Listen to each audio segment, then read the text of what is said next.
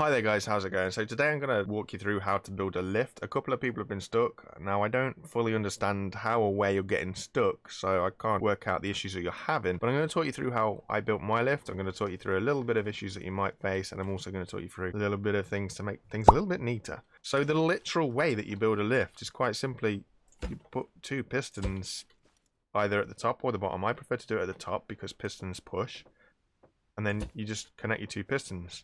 Now it's important that when you run your line between the two pistons, both the pistons go green. What this means is both pistons are attached to that block that we just ran in, and then just simply build your kind of platform or cage or whatever you want to call it off of that. Now that will basically mean if I stand on here and link these two pistons up to this button, that if I push the button, we're activated. So that would be our lift.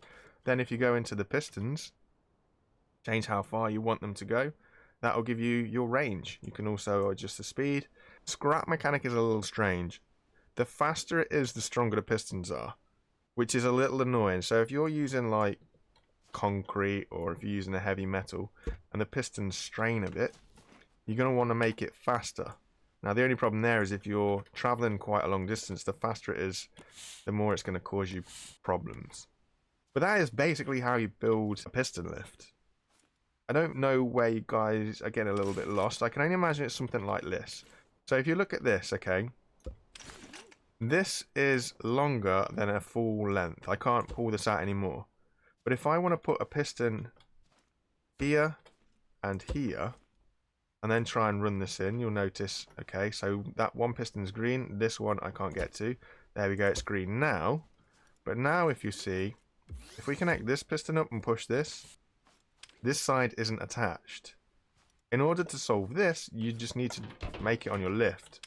So what we know is it's full length plus one, and then we put our pistons on. So we're kind of building this upside down. So these pistons in a minute are going to push towards the sky.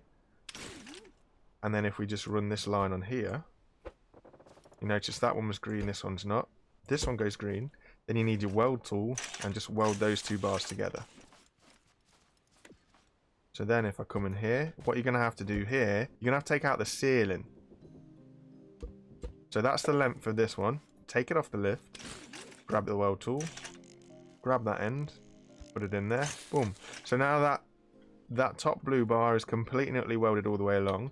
And because these two were welded together, if we link up this whole thing now moves together. I would advise always connect up both pistons, always have them going at the same distance and always have them going at the same speed. It will help you out a little bit. Now this is a good example. So for example, say for whatever reason these pistons didn't go far enough and I wanted to put a second set of pistons to go to the next floor. We know if we connect these both green, there we go, connect these up here, so there we go. That would enable us to go even further. Don't forget these can go a full extent of 15. When that is up, that is quite bulky. So that will take up 4 blocks worth of room, and that's before we've even put the cage on here. There is a more compact way to do this, and it is simply like this. You can use pipes, blocks, you can use whatever you like. You basically turn back on yourself. So for example, we go across, back up. So we're coming back up, out and down. And if I put this piston under here, what this means is these two pistons will go just as far as these pistons, but they'll actually take up less room in doing so.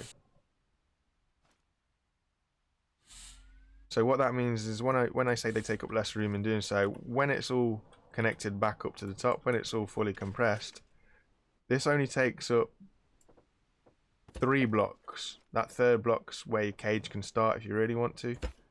So that only takes up 3 blocks. This takes up at least 4 blocks. On the 4th block, that's where your cage starts. It saves your block. Might not be a lot to people, but look at the difference. Visually, it's so much neater. So that's one way of doing it. Now for me, how I build mine is I literally start at the top. So this is as wide as this is. So I literally just do pistons, do another line, do more pistons, do another line. Make sure that it's welded where you want it to be welded, which it is. I'll take that off the lift. Grab my weld tool. And I head to the top of where I want to put my lift.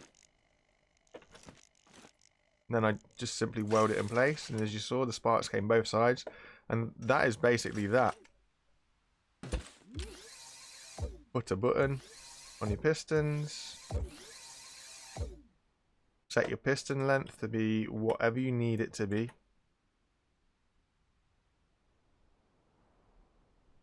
And then push your button. And that's a basic lift. And then obviously just build your kind of cage off of this.